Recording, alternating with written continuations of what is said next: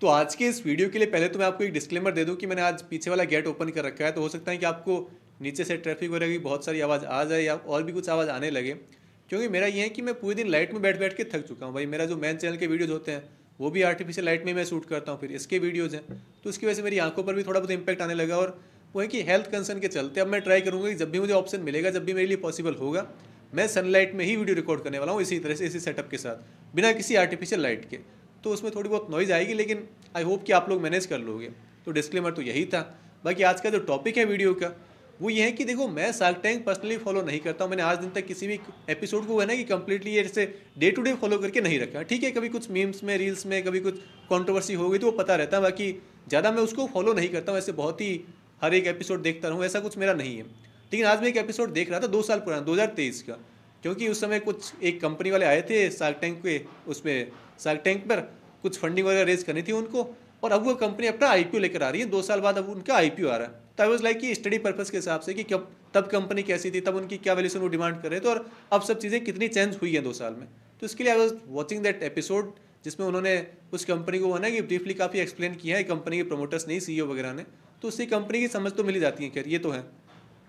लेकिन जो shark tank का एपिसोड देखा मैंने, उससे ये तो समझ आ गया कि भाई जो जजेस बैठे हैं ना वहाँ पे, जो शार्क्स बैठे हैं, वो तो एक अलग ही लेवल पे, अपने अलग ही दुनिया में है। अच्छी एक प्रॉफिटेबल कंपनी, 3-4 साल पुरानी कंपनी, वो बस 10 करोड़ रुपये उनकी ईयरली रेवेन्यू वो जनरेट कर रहे हैं, उस पर अच्छा प्रॉफिट भी अर्न करें, एक प्रॉफिटेबल कंपनी। लेकिन उसमें जो कमियां निकालनी है ना उनको, कि भाई आपका तो टाइम अच्छा नहीं, आपका प्रॉफिट ग्रोथ इतनी स्लो क्यों है। भाई आप अपनी तरफ कब देखोगे, आपके पास तो प्रॉफिट है ही नहीं। जितने भी शार्क्स बैठे हैं, हार्डली किसी एक दो की कंपनी प्रॉफिटेबल होगी, वो भी बहुत ही मिनिमल अमाउंट के साथ। बाकी सारे के सारे लॉस मेकिंग शार्क्स बैठे हैं अभी। लेकिन उसके बाद भी इतना ज्ञान और इतनी बड़ी बड़ी बातें, तो एक अलग ही वो लगता है कि यार हिपोक्रेसी की भी कुछ सीमा होती है, लेकिन इनके सामने तो बिल्कुल भी नहीं है। जहाँ कंपनी का बिजनेस बहुत अच्छा लग रहा है, जहाँ एटलीस्ट नंबर आपको शो कर रहे हैं, वो लोग आपको दिखा रहे हैं पूरा अपना बिजनेस, आपके पास सारे नंबर्स हैं, आपके पास प्रॉफिट का नंबर है, अमाउंट का नंबर है, कितना उनके रिपीट के कस्टमर्स कितने, सब कुछ उन्होंने आपको बता दिया। उसके बाद भी आपको इसमें इतनी कमियां नजर आ रही हैं, तब तो भाई आप अपनी कंपनीज को तो कैसे एग्जामिन कर लोगे। अगर बाई चांस आप अपनी कंपनी लेकर आ जाओ, तब तो है ना कि देखते रिजेक्ट हो जाए। भाई कब तक आप वीसीज का फंड जलाते ही रहोगे, वीसीज के फंड्स की एडवर्टाइजमेंट करते रहोगे, अपने मार्केट की, अपने कंपनी की हाई बनाते रहोगे, क्योंकि यही हो रहा है अभी इनके साथ। और दिक्कत यह है कि इंडिया में एंजल इन्वेस्टिंग का एक कल्चर ऐसा बन गया है कि उन्हें नहीं मतलब है प्रॉफिट के बारे में। उन्हें पता है कंपनी प्रॉफिटेबल नहीं है और नियर फ्यूचर होगी भी नहीं, लेकिन सबके मन में यह है कि भाई अगर कंपनी का एडवर्टाइजमेंट बहुत अच्छा है, कंपनी का नाम बहुत अच्छा है, पब्लिक में काफ़ी बातें हो रही है, तो कल को 2-4-5 साल बाद ये अपना आईपीओ लाएंगे, कुछ 250-300 गुना की वैल्यूशन पर पब्लिक को शेयर सेल कर देंगे, तब हमें भी एक अच्छी बहुत ही प्रॉफिटेबल एग्जिट मिल जाएगी इससे। तो इसमें वो है ना कि एक बार के लिए फंडिंग कर दो, और इसी चक्कर में इन कंपनीज को इतना पैसा रेगुलरली मिलता जाता है, और ये नया से नया एडवर्टाइजमेंट कैंपेन हो गया, आपको इतनी बातें इनकी इतनी वो ना कि हाइप सुनने को मिलती रहती है, क्योंकि इनके पास पीछे पैसा बहुत है। और फिर जैसे ही नाम होगा कंपनी का, आप वहाँ तो शार्क टैंक के मंच पर तो जो बंदा अपनी अच्छी प्रॉफिटेबल कंपनी आपके सामने प्रेजेंट कर रहा है, उसे तो 5 करोड़ की भी वैल्यूशन देने को रेडी नहीं हो, और आप कितनी डिमांड करते हो अपने आईपीओ में, 60-60 हज़ार करोड़ रुपए की।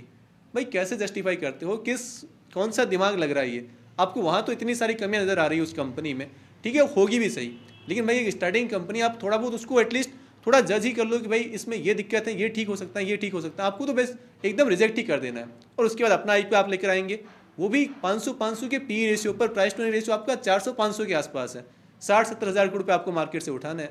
तो इसको कैसे जस्टिफाई कर रहे हो आप पब्लिक के सामने।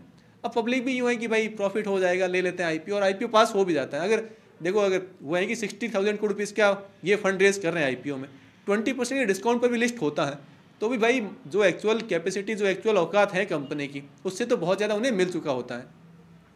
तो ये शार्क टैंक वाले एपिसोड्स मेरे ख्याल में भाई एकदम ही वही ठीक है, आपको एंटरप्रेन्योरशिप और वो थोड़ी बहुत नॉलेज मिल जाएगी, तो थोड़े डेटा नंबर्स और बिजनेस का थोड़ा सेंस मिल जाएगा। लेकिन एक्चुअल में ये एक रियलिटी शो ही बनकर रह गए हैं। लोग कुछ भी आ रहे हैं, कुछ भी बोल रहे हैं, कुछ भी कर रहे हैं, शार्क्स कैसे भी जज कर रहे हैं उनको। और भाई पहली बात उनको खुद को कौन जज करेगा, उनका खुद का कुछ अता पता नहीं है। पर अब ऐसे ही चलती है भाई दुनिया, जहाँ वो है ना कि पब्लिक आइज हैं, जहाँ पब्लिक का अट्रैक्शन है, वहाँ फिर पैसा भी है, वो फिर शार्क टैंक के साथ भी है और इनकी कंपनीज के साथ भी है। तो अब इसमें तो क्या ही कर सकते हैं, ये तो ऐसा ही चलना है। पर वो एक ऑब्जर्वेशन था, मैंने वो आज जस्ट वीडियो देखा इतना लंबा सारा, तो मुझे लगा कि भाई मैं आपको बता दूं कि जो मेरे मन में है इस एपिसोड को लेकर, या शार्क टैंक के ओवरऑल जो भी थॉट्स थे मेरे, मैंने आपको बता दिए बस इस वीडियो में। कोई बाकी कोई ऐसा पर्पज़ नहीं है, कोई लर्निंग वीडियो नहीं था, बस अपने थॉट्स एक्सप्रेस करने थे, इसीलिए वीडियो बना दिया। तो बस यही था आज के इस वीडियो में।